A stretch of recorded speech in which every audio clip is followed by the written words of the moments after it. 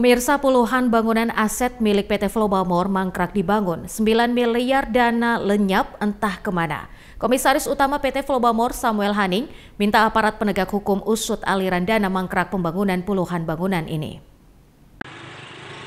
Bangunan mangkrak ini merupakan aset PT Flowbamor, salah satu badan usaha milik daerah atau BUMD pemerintah Provinsi NTT. Dibangun menggunakan uang pinjaman dari Bank NTT oleh manajemen PT Flowbamor sebelumnya. Kini menjadi beban bagi manajemen saat ini. Demikian diungkapkan Komisaris Utama PT Flowbamor Samuel Haning. Menggunakan dana pinjam capai 9 miliar lebih, kini beban ini dibayar tiap bulannya mencapai 140 juta lebih. Komut PT Flowbamor meminta agar persoalan ini secepatnya diselesaikan sebelum RUPS digelar, kemana aliran dana 9 miliar hingga mangkrak pembangunan ini. Sebelumnya DPRD NTT dalam paripurna melalui Banggar merekomendasikan agar PT Flowbamor ditutup.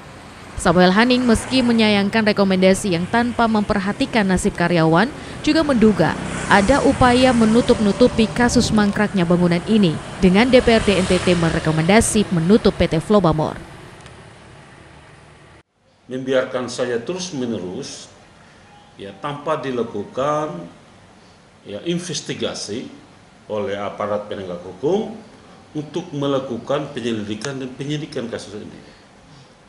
Dan juga tidak ada salah anggota DPR provinsi pun yang menyurahkan kasus untuk sesegera mungkin memberikan rekomendasi untuk aparat penegak hukum melakukan tindak lanjut investigasi dan penyelidikan kasus tersebut.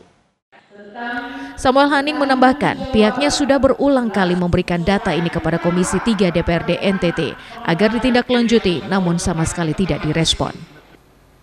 Bagi Samuel, RUPS yang akan digelar nanti, apakah dirinya masih menjadi komut ataupun tidak, dirinya akan tetap melaporkan kasus ini kepada aparat penegak hukum atau APH.